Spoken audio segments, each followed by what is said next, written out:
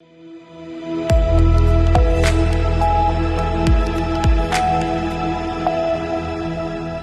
के बाद रुक करेंगे मध्य प्रदेश और छत्तीसगढ़ बुलेटिन की ओर, जिसमें हम बात करेंगे बालोद की, जहां बीजेपी नेता ने जिला पंचायत सदस्य चुनाव में बीजेपी के पक्ष में वोट डालने के लिए जनता से अपील की। देखिए ये रिपोर्ट।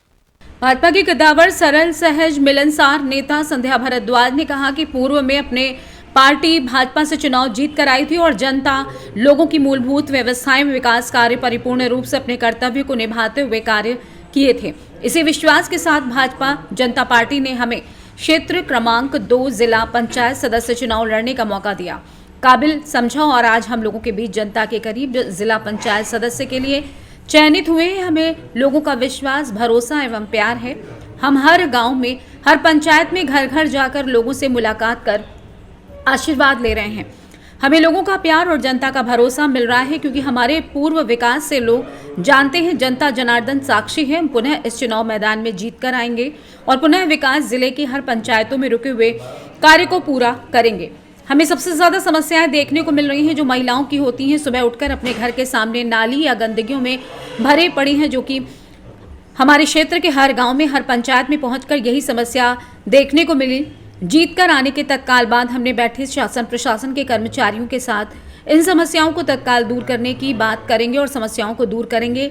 नाली, पानी, सड़क की जो समस्या है, हमारे राज्य सरकार, केंद्र सरकार, भारतीय जनता पार्टी ने जो संकल्प लेकर राज्य एवं गांव में राशन कार्ड, निराश्रित पेंशन योजना, मनरेगा, महतारी वंदना जो निरंतर रूप से चल रही है, वहीं किसानों को प्रोत्साहन राशि भी लगातार वितरण की जा रही है। यही संकल्प लेकर कार्य राज्य सरकार कर रही है। हम विकास की संकल्पना के साथ ये चुनाव जीत रहे हैं।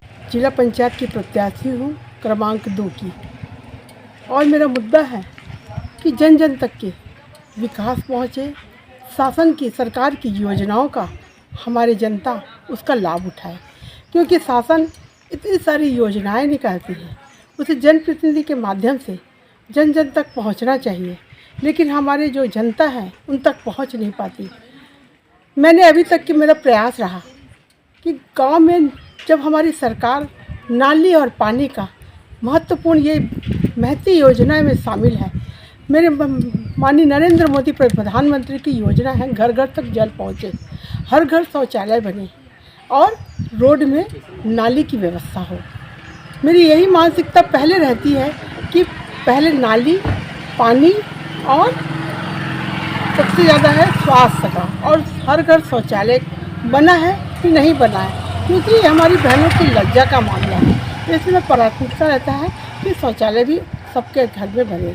और मेरी एक और मुद्दा है, एक और बात है, हमारे जो बेरोजगार पढ़े लिखे भाई लोग छोटी छोटी नौकरियों के लिए इधर उधर भटकते हैं, मेरी सरकार ने जब इतनी सारी योजनाएं निकाल रही हैं तो उस योजनाओं का लाभ उठाना चाहिए।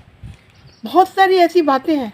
मैं एक बात रहना चाहती हूँ, उदाहरण के तौर पे मेरा बेटा पढ़ा लिखा है, नौकरी नहीं करूँगा, सीधा एक मुंह पे बोल दिया पढ़ा लिखा है, लेकिन मैं चाहता हूँ कि मैं अपना खुद का बिजनेस करूँ। आज सरकार बहुत ज़्यादा सब्सिडी हमारे बेरोजगार भाइयों को दे रहे हैं कि उनको स्वयं का रोजगार हो और वो दूसरे को भी सक्षम बनाए। जैसे कि अभी बकरी पालन का, पशुपालन, हमारे जो ग्रामीण में हमारे किसान भाई लोग पशुपालन बिल्कुल छोड़ चुके हैं, तो उसमें प्राथमिकता दे रही हमारी सरकार। जैसे पशुपालन में बकरी पालन है, गाय पालन है, मुर्गी पालन है और बहुत सारी ऐसी चीज़ें हैं जिसको अगर पाल के भी सक्षम बना जा सकता है। एक बहुत ही सुंदर एक रोजगार का एक माध्यम है। और ऐसे बहुत सारे योजनाएं हैं जिसको मैं अपने भाइयों तक पहुंचाना चाहती हूं। मेरी बहनों के लिए मेरी सरकार ने योजनाएं बनाई हैं, मैं उस योजनाओं को अपनी बहनों तक ले जाना चाहती हूं ताकि मेरी बहनें सक्षम बने, सफल बने। और हमारी सरकार ने आज हम लोगों को 50% पंचायत में आरक्षण, लेकिन पंचायत में 50 का हम लोग 70 पहुँच गए। और दूसरी बात 33% आरक्षण हमें ऊपर में भी दिए हैं। हमारे विधायक, हमारे सांसदों तक भी 33% आरक्षण उन्होंने पास कर दिया ये बिल को। ये सबसे बड़ी बात मेरे जो नरेंद्र मोदी की सरकार और प्रदेश की सरकार, विष्णु देसाई की सरकार जो साय काम कर रही है। जो बात आई थी बोनस की, उन्होंने 2 साल का बोनस दिया, फिर अभी की बात है वर्तमान में, तो उन्होंने जो अंतर की राशि है सबके खातों में आ चुकी है।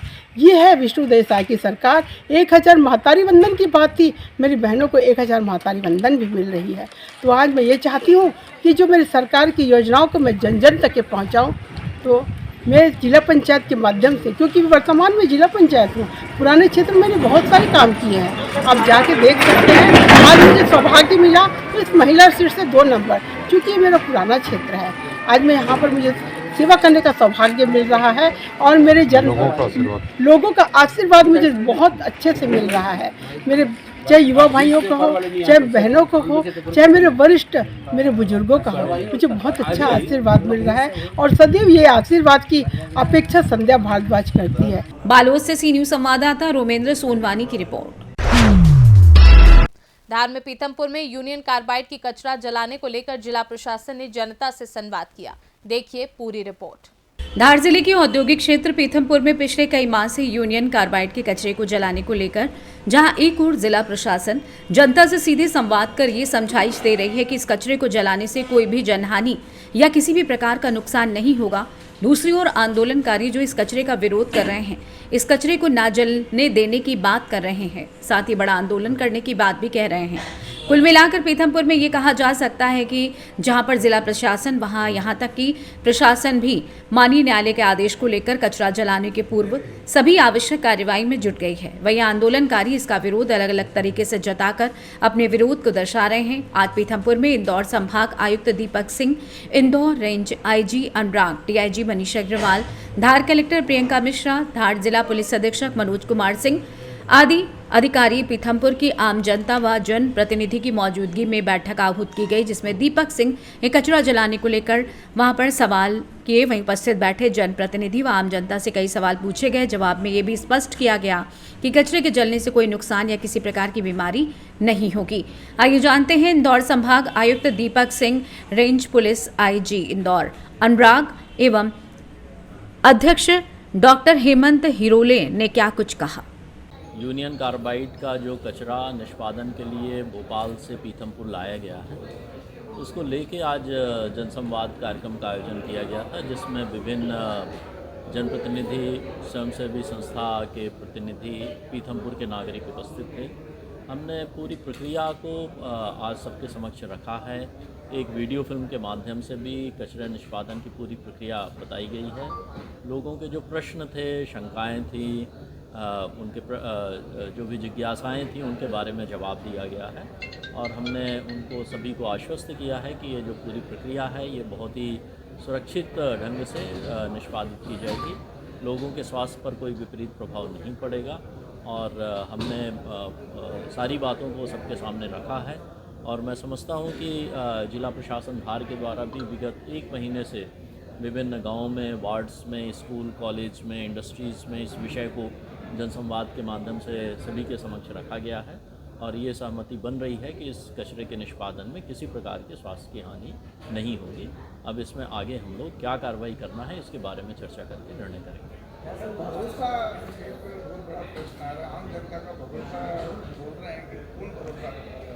मैंने कहा है कि पीथमपुर के निवासी वो मेरे हैं और मैं भी यहाँ का हूँ और मैंने ये आश्वस्त किया है कि मैं खुद और मेरे सभी अधिकारी जब ये प्रक्रिया शुरू होगी तो यहाँ मौजूद रहेंगे और उनको आश्वस्त करते हैं कि हमारे और उनके स्वास्थ्य में कोई भी नुकसान नहीं होगा।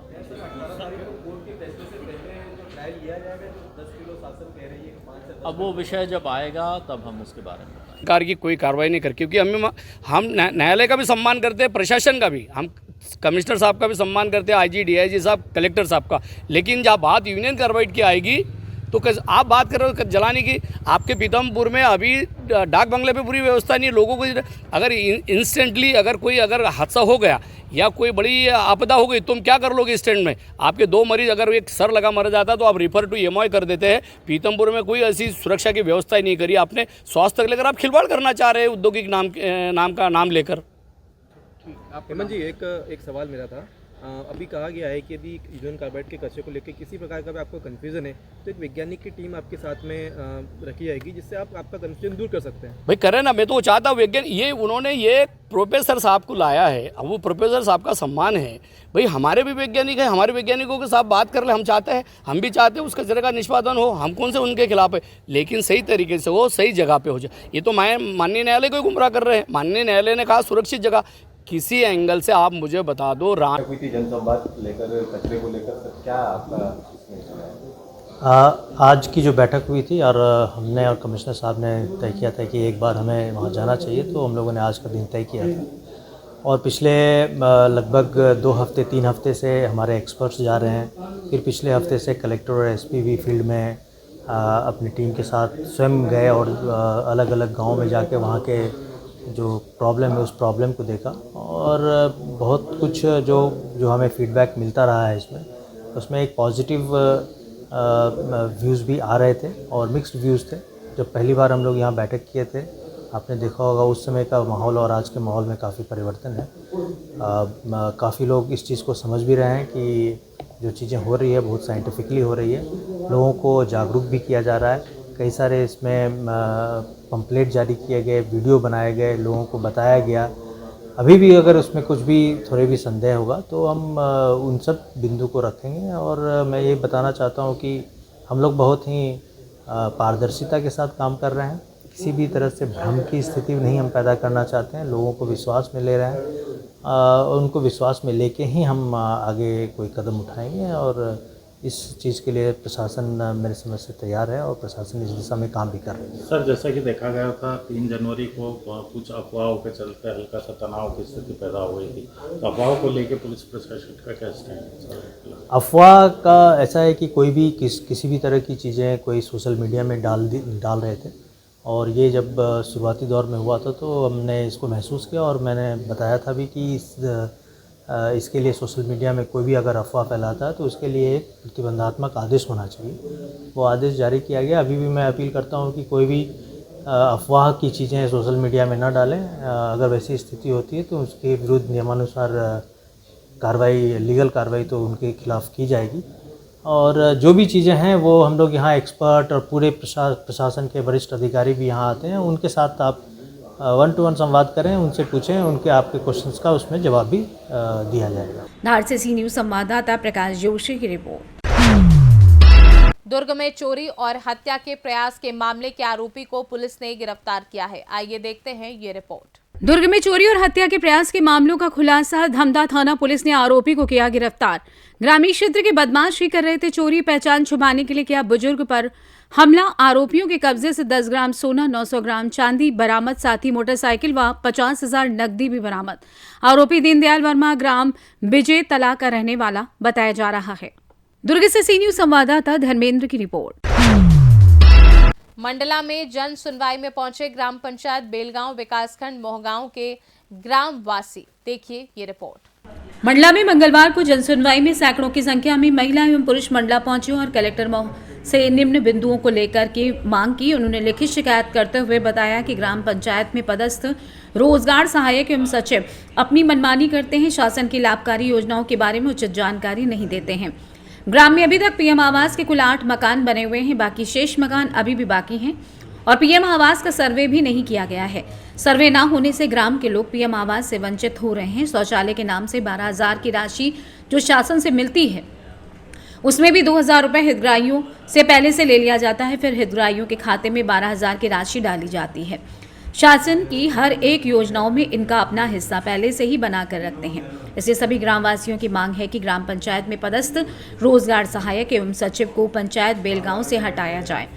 दूसरा मुद्दा ये है कि ग्राम में हायर सेकेंडरी स्कूल न होने के कारण गांव के बच्चे 10 से 15 किलोमीटर दूर शिक्षा के लिए जाते हैं। आने जाने में बच्चे थक जाते हैं, बीच में जंगल भी पड़ता है जिससे जंगली जानवरों का भय भी रहता है। इसलिए ग्राम में ही हायर सेकेंडरी स्कूल खोला जाए जिससे ग्राम में ही बच्चों को अच्छी शिक्षा मिल सके। कहाँ से आई हुई हैं आप? जी, हम लोग ग्राम पंचायत बेलगांव और ब्लॉक है मोहगांव, वहाँ से आए हैं। किन मुद्दों को लेकर आप आई हुई हैं कलेक्ट्रेट? जी, हमारे पास 2 मुद्दे हैं। पहला है कि रोजगार सहायक हमारे यहाँ का वो काम नहीं करता है बहुत ज़्यादा लापरवाही बरतता है। जब भी हम लोग पंचायत जाते हैं, कोई भी महिला जाती, बस उनके चक्कर ही काटते रहो। अभी ये प्रधानमंत्री आवास वाला जो सर्वे हो रहा है, उसमें वो अभी तक के काम कर ही नहीं रहा है और पंचायतों में लगभग समाप्त होते हो गया जो सर्वे हो रहा है वो। तो हमें ये रोजगार सहायक से हम लोग बहुत ही ज़्यादा परेशान है, तो उन्हीं की शिकायत लेके हम लोग आए हैं यहाँ पे। और दूसरा है कि हमारे यहाँ स्कूल, हायर सेकेंडरी स्कूल खुलवाना है, तो उसके लिए हम लोग पहले एक बार और भी इतनी ही पब्लिक आ चुके हैं, इससे ज़्यादा थे, लेकिन अभी तक हमें कोई ऐसी जानकारी नहीं मिली है। और अभी फिर हम लोग दे के आए हैं इसी का आवेदन स्कूल के लिए, हायर सेकेंडरी स्कूल के लिए, क्योंकि हमारे गांव से 10-15 किलोमीटर की दूरी में रामनगर है, एक स्कूल वहाँ है हायर सेकेंडरी तक, और दूसरी तरफ है मुनू, तो वहाँ पे है हायर सेकेंडरी स्कूल। अब हमारे गांव के जो बच्चे हैं वो छूट जाते हैं, जो और हैं जो पढ़ा लेते हैं बच्चों को किराया भाड़ा लगा के, लेकिन कुछ माताएं हैं, कुछ भैया हैं, तो वो अपने बच्चों को 10वीं तक ही पढ़ा के रोक देती हैं उनके पास किराया ना होने के कारण। तो मैं वो बच्चों के भविष्य को लेकर आए हैं हम लोग सब, कि उनके सुना जाए, बच्चों की भी देखा जाए शिक्षा के प्रति, और हायर सेकेंडरी स्कूल खुलवाया जाए हमारे बिलगांव में। कलेक्टर साहब ने क्या अनुशासन दिया आपको? जी अभी तो हम लोग थोड़ी लेट हो गए थे, तो कलेक्टर साहब नहीं मिले हैं, वहाँ पे देख के आए, बोले हैं कि कार्रवाई की जाए। मंडला से सी न्यूज संवाददाता संतोष नंदा की रिपोर्ट। नर्मदापुरम में साइबर क्राइम के प्रति जागरूकता कार्यक्रम पूरे जिले में चलाया जा रहा है। आइए देखते हैं ये रिपोर्ट। नर्मदापुरम जिले में इन दिनों साइबर क्राइम के प्रति जागरूकता कार्यक्रम पूरे जिले में चलाया जा रहा है। इस कार्यक्रम का नाम है सेफ क्लिक अभियान, जिसके तहत नगर के गणमान्य नागरिक, स्कूली छात्र छात्राओं, व्यापारी और बुद्धिजीवी लोगों को विशेष अभियान चलाकर इस अभियान के प्रति जागरूक किया जा रहा है।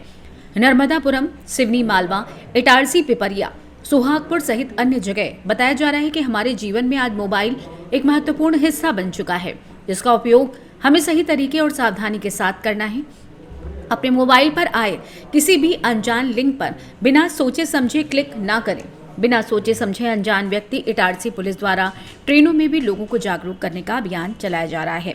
इस दौरान इटारसी एसडीपीओ वीरेंद्र कुमार मिश्रा, थाना प्रभारी गौरव सिंह बुंदेला, जीआरपीटीआई अनुराधा मिश्रा, जीआरपीटीआई राम स्नेही चौहान, सिवनी मालवा थाना प्रभारी अनूप कुमार उइके, सिवनी मालवा एसडीओपी कुंवर सिंह मुकाती सहित स्टाफ के लोग जन जागरूकता अभियान से लोगों को जागरूक कर रहे हैं। नर्मदापुरम से सी न्यूज संवाददाता संतोष चंदेल की रिपोर्ट। उज्जैन में स्वर्गीय भारत सिंह नागर की स्मृति में 2 दिवसीय कबड्डी प्रतियोगिता आयोजित की गई। आइए देखते हैं ये रिपोर्ट। बड़नगर के फतेहपुर गांव में स्वर्गीय भारत सिंह नागर की स्मृति में 2 दिवसीय कबड्डी प्रतियोगिता आयोजित की गई। इसमें 32 टीमों ने भाग लिया। फाइनल मुकाबला राज क्लब झलारिया और बड़नगर गौरव संस्था के बीच हुआ, जो बेहद रोमांचक रहा। दोनों टीमों के बीच बराबरी के बाद गोल्डन रेट में झलारिया राज क्लब ने जीत हासिल की। मुख्य अतिथि विधायक जितेंद्र सिंह पंड्या रहे और अन्य गणमान्य व्यक्ति जैसे एसडीओपी महेंद्र सिंह परमार, थाना प्रभारी अशोक पाटीदार, जिला पंचायत अध्यक्ष प्रतिनिधि अंतर सिंह देवड़ा, भाजपा नेता और कई ग्रामवासी मौजूद रहे। प्रथम पुरस्कार राज क्लब झलारिया को 7,100 रुपए नगद राशि, दूसरा पुरस्कार गौरव संस्था बड़नगर को 4,100 नगद राशि, तृतीय पुरस्कार कुन्ना भिड़ावत टीम को 2,100, सर्वश्रेष्ठ खिलाड़ी Vakil Khan Jhalariya, best raider Narayan Chaudhary Badnagar, best catcher Yash Jaiswal Badnagar. इस प्रतियोगिता को सफल बनाने में जयप्रकाश यादव, मुकेश राठौर, जितेंद्र यादव, भूपेंद्र बॉस और अन्य ने महत्वपूर्ण भूमिका निभाई। बड़नगर से सी न्यूज संवाददाता विजय सोलंकी की रिपोर्ट। फिलहाल के लिए मध्य प्रदेश और छत्तीसगढ़ बुलेटिन में बस इतना ही। देश दुनिया की बाकी खबरों को जानने के लिए आप देखते रहिए सी न्यूज भारत।